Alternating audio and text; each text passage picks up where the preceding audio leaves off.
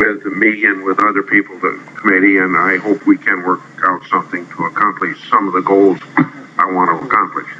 This is my last amendment. You have an amendment?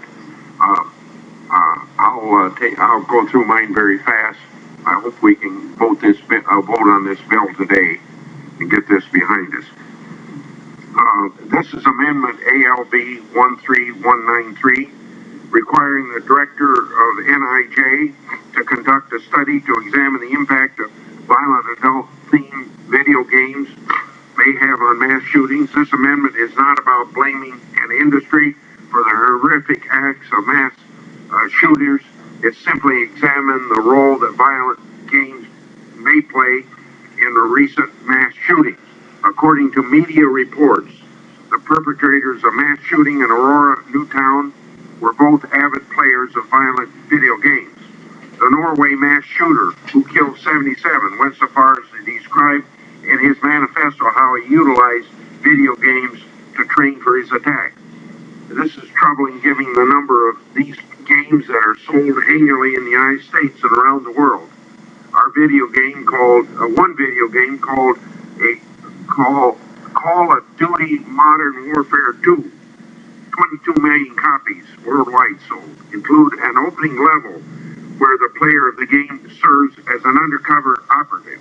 In his role, the player guides the player as part of a terror attack at a Russian airport. The player takes part as a team shooter, gun downs innocent civilians waiting in an airport.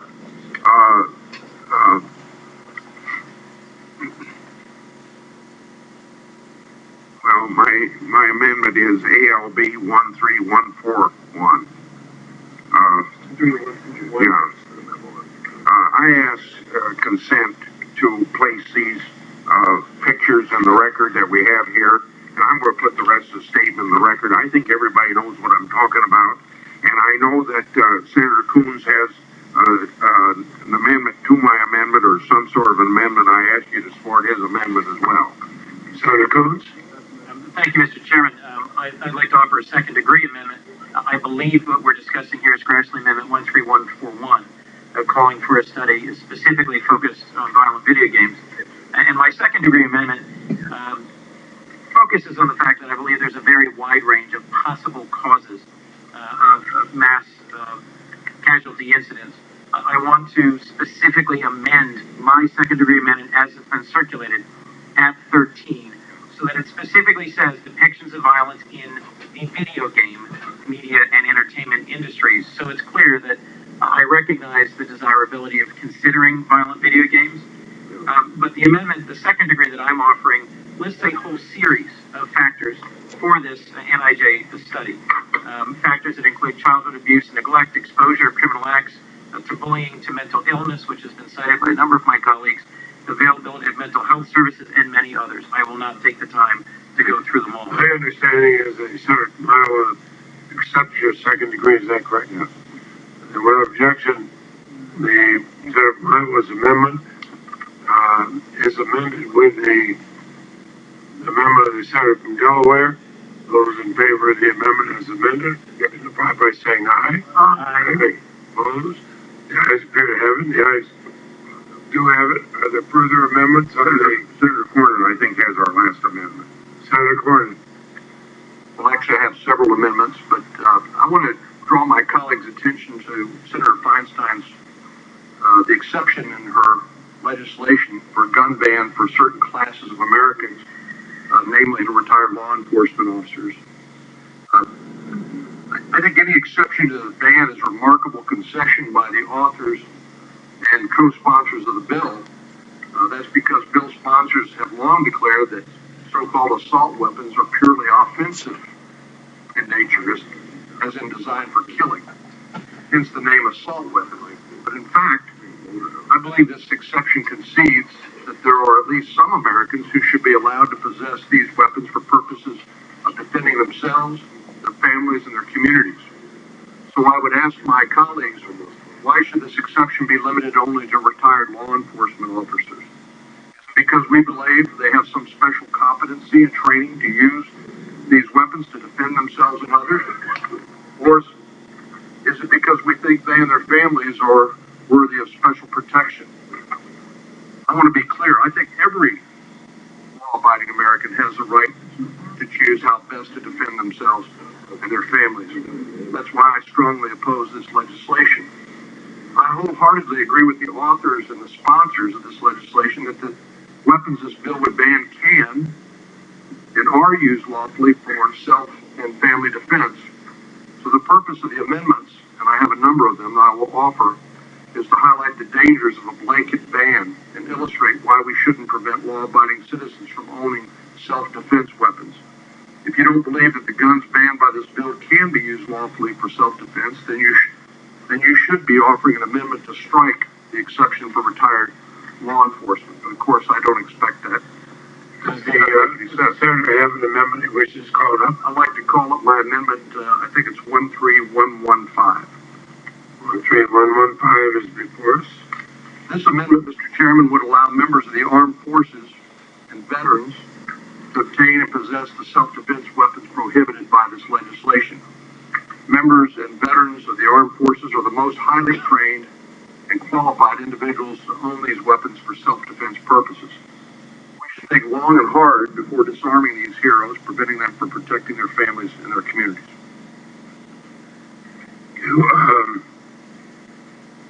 Senator Feinstein?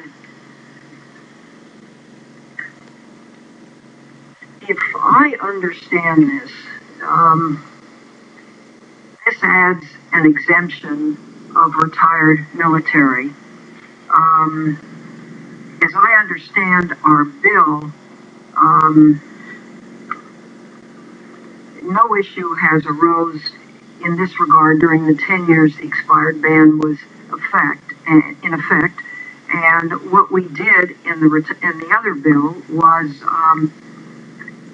exempt possession by the United States or a department or agency of the United States. So that included active military. The problem with expanding this is that, with the advent of PTSD, which I think is a new phenomenon as a product of the Iraq War,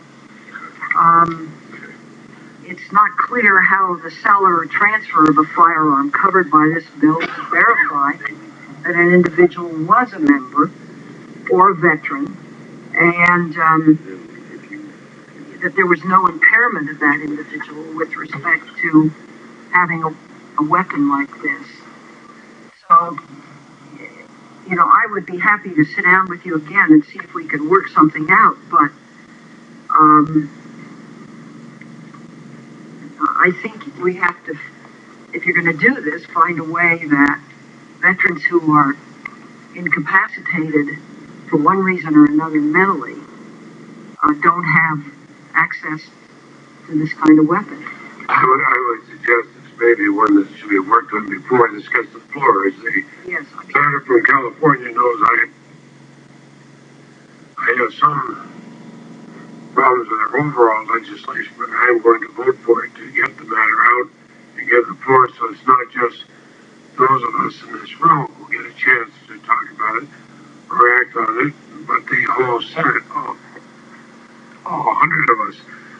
So on the amendment, the clerk will call the roll. Chairman, could I just respond briefly that PTSD sufferers are already prohibited by law?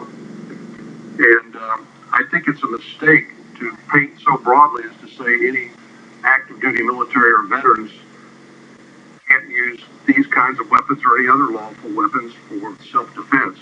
And certainly I wouldn't want to suggest that we think people who have served in the military all suffer from some debilitating illness that would prohibit them from being able to defend. That suggestion has not been made by anybody on either side of the aisle here, and clerk will call the roll.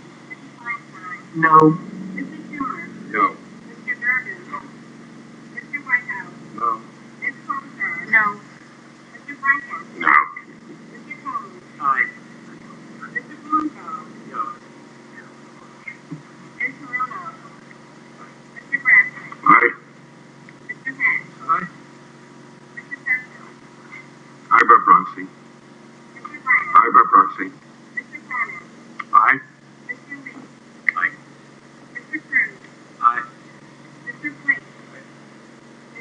No. Mr. Chairman, the votes are 9 yeas, 9 nays. The amendment fails.